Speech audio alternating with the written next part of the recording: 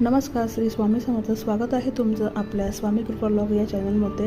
आता नवरात्रीच्या सर्वात महत्त्वाचा विधी म्हणजे असतो तो म्हणजे घटस्थापना. ती कशी करायची याबद्दलची सविस्तर माहिती आजच्या व्हिडिओमध्ये असणार आहे. तो व्हिडिओ स्किप न करता पूर्ण बघावा.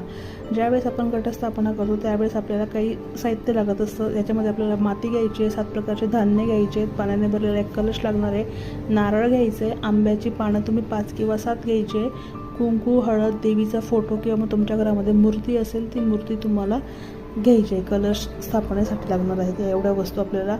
त्यानंतर मग आपल्याला पुढे कलशाची स्थापना करायची आहे. एक स्वच्छ पाटावरती माती पसरवून त्यावरती आपल्याला धान्य पेरायचं आहे. त्यानंतर आपल्याला कलशाचा जो गळा असतो त्याच्यामध्ये आपल्याला दोरा बांधायचा आहे. दोरामध्ये लाल कलावा असतो तो तुम्हाला बांधायचा आहे. त्याच्यामध्ये पाणी भरून त्यात सुपारी घ्यायची आहे, नाणं तुम्हाला 1 रुपयाचं घ्यायचं आहे, हळदी कुंकू टाकून त्या पाण्याची आपल्याला पूजा करायची आहे. नंतर आंब्याचे 5 पानं किंवा 7 पानं तुम्ही त्यावरती ठेवायचे, कलश ठेवायचा आणि कलशाच्या वरती आपल्याला नारळ ठेवायचा. त्याची शेंडी ही वरच्या बाजूला यायला हवी आणि हा जो कलश आहे हा आपल्याला पाटावर ठेवायचा आहे. देवीची मूर्ती किंवा मग फोटोची तुम्हाला स्थापना करायची आहे आणि देवीला मनोभावे देवीची आपल्याला पूजा करायची आहे. नवरात्रीच्या 9 दिवसांसाठी तुम्ही आमच्या घरामध्ये सुख समृद्धी घेऊन यावी यासाठी आपल्याला देवीला प्रार्थना करायची आहे. तर बघा, तुम्हाला अशा प्रकारे तुमच्या घरामध्ये घटस्थापना तुम्हाला करायची.